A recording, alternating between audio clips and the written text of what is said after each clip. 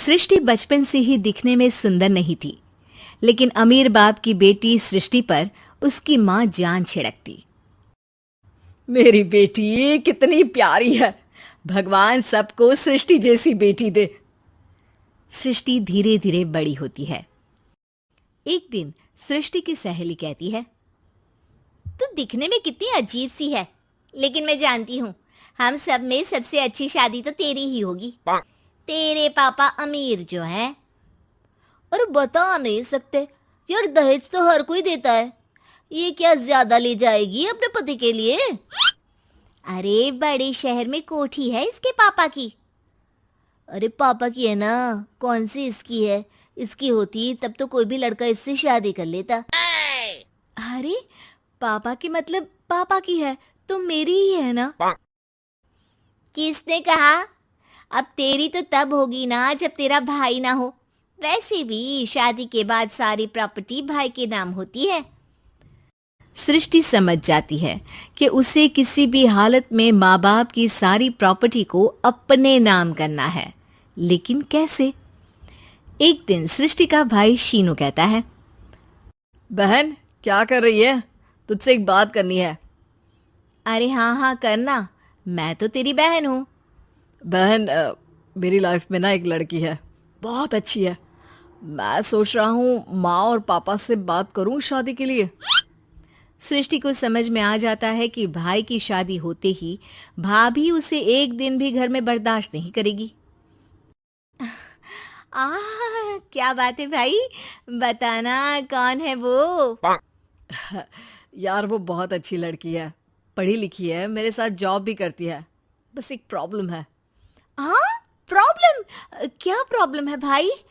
यार वो शादीशुदा है, लेकिन उसके पति ने उसे सिर्फ इसलिए छोड़ दिया क्योंकि उसके माँ बाप दहेज नहीं दे पाए। सृष्टि ये सुनकर न जाने क्यों खुश हो जाती है। अरे भाई तो क्या हुआ, लड़की तुझे तो पसंद है ना? शीनू को लगता है कि बहन उसे समझ रही है। वो इस बात से अनजान होता है कि उसकी बहन की मंशा पूरा घर हड़पने की है। सृष्टि अपनी माँ से कहती है, मम्मी मुझे तो बहुत चिंता है।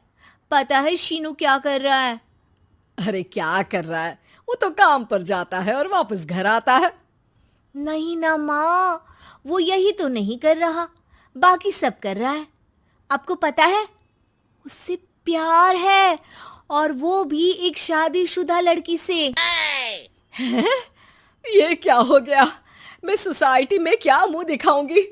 अरे तेरे पापा तो यही कहेंगे कि मैंने ही उसे बिगाड़ दिया है। माँ देखो, मेरी बात मानो, पापा पर भी विश्वास करने की जरूरत नहीं है। अब आप ही बताओ, पापा इतनी देर घर के बाहर रहते हैं क्यों? बोलो। अरे बेटा वो तो नौकरी करते हैं ना। तू बहुत भोली है माँ। पापा का ऑफिस तो 7 बजे खत्म हो जाता है, लेकिन देखो कितनी देर से आते हैं। अरे नहीं नहीं बेटा, ऐसी कोई बात नहीं है। सृष्टि माँ को एक औरत से बात करते पिता की फोटो दिखाती है। देखो माँ, कैसे हैं पापा? मैं ना कहती थी कि पापा सही नहीं है। मैं तेरे पापा से बात करूंगी, दे फोटो मुझे। ओ माँ, वो तो डिलीट हो गई। लेकिन चल, तूने तो देख लिया ना। पापा से बाद में बात कर लेना, और हाँ, मेरा नाम बिल्कुल मत लेना। हाँ माँ। अब क्या था, सृष्टि के माँ और पिता के बीच झगड़ा होना शुरू हो जाता है। सृष्टि के मन में क्या चल रहा था कोई नहीं जानता था। एक दिन, माँ सृष्टि के लिए एक लड़का देखा है, वो लोग शाम को उसे देखने आने वाले हैं। और हाँ माँ, एक खुशखबरी, मैं और पापा मिलकर एक नया बिजनेस ट्राई कर रहे हैं। शाम को लड़का आता है, सांवले रंग का। सृष्टि को तो बिल्कुल भी पसंद नहीं आता।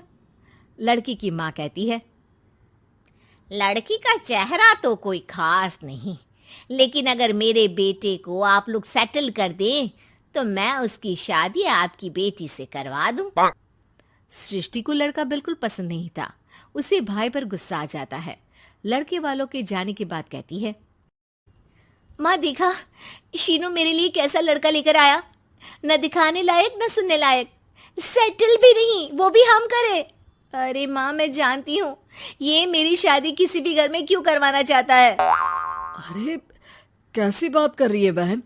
तूने तो देखा ना, लड़के को मैंने ही मना कर दिया तुझसे शादी के लिए। जिसने लड़का बताया था उसने उसकी बहुत तारीफ की थी। बात आई गई हो जाती है, लेकिन सृष्टि का मन शांत नहीं होता। क्या करूँ, कुछ समझ में नहीं आ रहा। मेरी शादी हो गई तो ये लोग पूरी प्रॉपर्टी शीनू के नाम कर देंगे। मेरे हाथ तो कुछ लगेगा ही नहीं। तभी सृष्टि को आइडिया आता है। वो किसी वकील को फोन करती है। जी देखिए, अगर आपके मम्मी पापा का तलाक हो जाता है तो आपके पिता की आधी प्रॉपर्टी आपकी माँ के नाम हो जाएगी। फिर उसे वो किसी को भी दे सकती है। सृष्टि अब माँ को बेटे के खिलाफ भरती है। माँ, शीनू पर नजर रखा करो। वो जिस लड़की के प्यार में है ना, वो शादीशुदा है। यहाँ आएगी, सारा पैसा, रुपया, जमीन, जायदाद सब हड़प लेगी। पापा का भी हाल तुमसे छुपा नहीं है। ऐसा ना हो कि मैं और आप एक दिन सड़क पर भीख मांगे। हे भगवान, मैं तो जीते जी मर जाऊंगी अगर ऐसा हो गया तो। ऐसा हो गया नहीं माँ, ऐसा ही होगा। अभी समय है, आगे का सोच लो। मैं तो कहती हूँ पापा से आधी प्रॉपर्टी लेकर अलग हो जाओ। पापा की आधी प्रॉपर्टी भी हम लोगों को अगर मिल जाती है ना, तो अगले 7 जन्म सफल समझो। बेचारी माँ बेटी के कहने पर पति से तलाक लेकर अलग हो जाती है। सृष्टि अब पैसों से गाड़ी और अपने दूसरे महंगे शौक पूरे करने लगी। उसके दोस्त भी उसके पैसे इस्तेमाल करते। सृष्टि, कल तुम कहाँ थी? मैं सारा दिन घर पर अकेली थी। तो मैं क्या करूं? मैंने ठेका तो नहीं लिया है ना तुम्हें संभालने का। माँ को सृष्टि से ये उम्मीद नहीं थी। वो बैठकर रोने लगती है। वहीं उसका पति यानी कि सृष्टि के पिता आ जाते हैं। मैं जानता था कि तुम्हारा यही हाल होगा, तो आपने मुझे रोका क्यों नहीं? मैं रोकता तो तुम रुकती क्या? सृष्टि के कहने पर तुमने मुझ पर अपने बेटे पर शक किया, लेकिन तुम ये भूल गई कि कैसे हम दोनों ने मिलकर जीवन में इतना सब खड़ा किया। माँ पति के गले लग जाती है। मुझे माफ कर दीजिए, मैंने आपकी कमाई का एक बड़ा हिस्सा गवा दिया। कोई बात नहीं, तुम साथ हो तो मैं ऐसी 7 प्रॉपर्टी खड़ी कर दूंगा। तभी वहां सृष्टि आ जाती है रोते हुए। माँ, मयंक ने मुझे छोड़ दिया। वो बोल रहा था जब तक मेरे पास पैसे थे तब तक ही वो मेरे साथ था। पापा, माँ, मुझे माफ कर दीजिए।